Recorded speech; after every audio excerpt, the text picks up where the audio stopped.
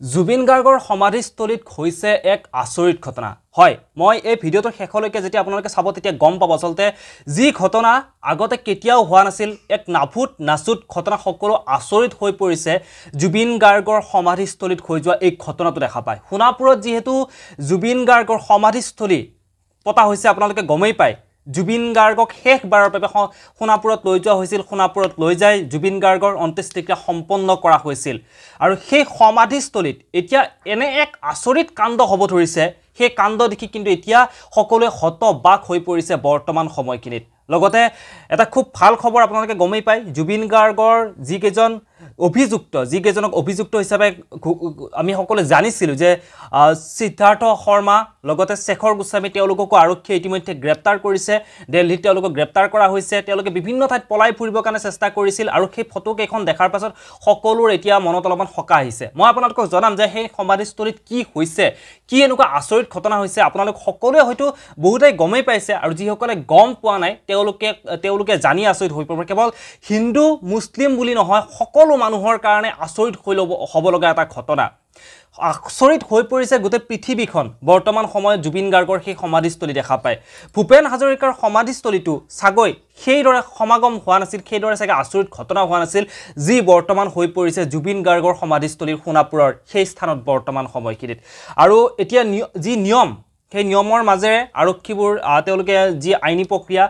প্ৰক্ৰিয়াৰ মাজেৰে তেওঁলোকৰ তদন্ত চলিব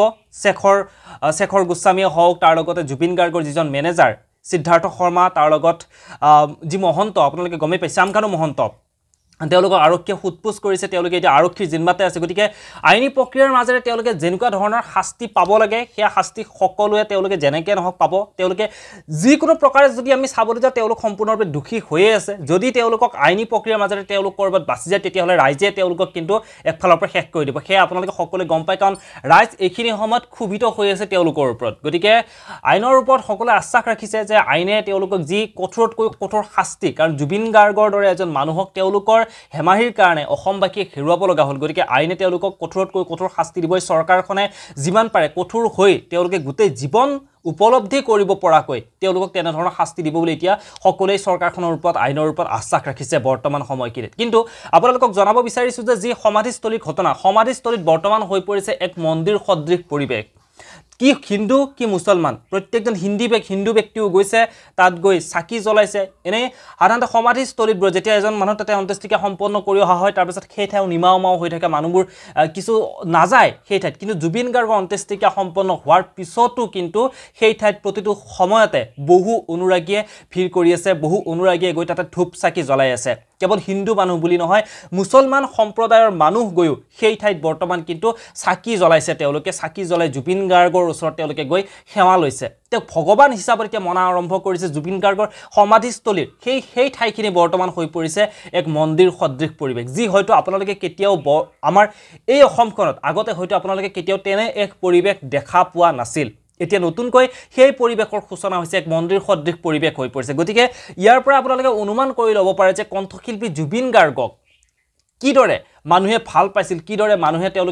তেওঁলোকৰ অন্তৰত স্থান দিছিল ইয়াৰ পৰা হয়তো আপোনালোকে অনুমান কৰি ল'ব পাৰে গতিকে সেই সোণাপুৰৰ সেই ঠাই বৰ্তমান হৈ পৰিছে এক মন্দিৰ সদৃশ পৰিৱেশ প্ৰতিদিনেই জুবিন গাৰ্গক অকলশৰীয়া হ'ব নিদিয়া প্ৰতিটো দিনে প্ৰতিটো সময়তে বহু অনুৰাগীয়ে জুবিন গাৰ্গৰ কাষত আহি তেওঁক এগছি চাকি জ্বলাই তেওঁৰ লগত কিছু সময় কটাই তেওঁৰ সেই ঠাইখিনিতে যি ঠাইত তেওঁ অন্ত্যেষ্টিক্ৰিয়া সম্পন্ন কৰিছিল সেই ঠাইতে কিছু সময় কটাই উপলব্ধি কৰে যেন জুবিন গাৰ্গ তেওঁলোকৰ লগত আছে তেওঁলোকৰ লগতে কথা পাতিছে তেওঁলোকৰ মনৰ ভাৱবোৰ জুবিন গাৰ্গে যেন বুজি পাইছে এই ঘটনাটো এতিয়া যেতিয়াই সামাজিক মাধ্যমত ওলাই পৰিছে যেতিয়া সামাজিক মাধ্যমত সকলোৱে দেখা পাইছে যে এই ধৰণে চাকি জ্বলোৱা সকলো আচৰিত হৈ পৰিছে সঁচাকৈ তেওঁ ভগৱানৰ এক ৰূপ বুলি বৰ্তমান সময় কিন্তু সকলোৱে বিশ্বাস কৰিবলৈ আৰম্ভ কৰিছে এই ভিডিঅ'টোৰ পৰা ইমানতে বিদায় লওঁ পুনৰ লগ পাম এনে ধৰণৰ কিছু নতুন খবৰে ধন্যবাদ